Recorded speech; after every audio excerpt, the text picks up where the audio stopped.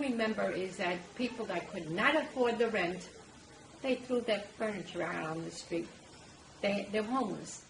When I used to go with my father into the city, there were long lines of men just waiting to try to get some kind of food.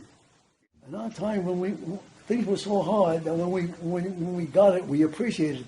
We see these children today get things, and they don't appreciate it.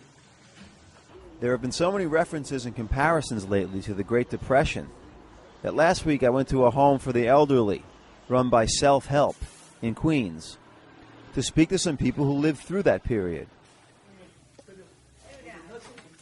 Among the mahjong and card games, I met Edmund DeGrossa, an 86-year-old veteran who grew up in downtown Manhattan. When it comes to food, you put it on the table. We used to forks. My mother said, "What kid going to hit? You're going to hit me with the fork." I said, "No, Mama, we'll wait till you get your hand away and we'll eat." Anything she put, we ate, because if you didn't eat the food, that was it. You went hungry.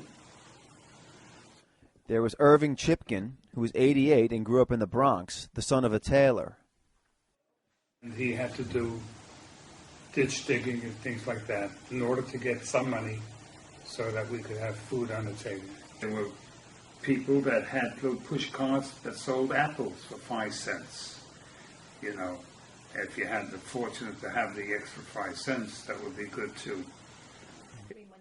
Vera Fogelman is 84, and she also grew up in the Bronx. Her father was originally a banker.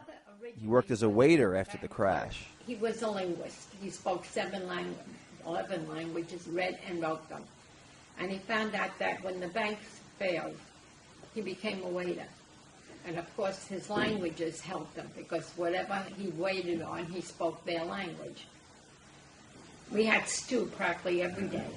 She'll take 2 lamb chops and then every vegetable you could think of into a pot, because it was so much cheaper. We're now in the midst of something which is extremely terrible, and hopefully in time we will survive. This country will be back on its feet again.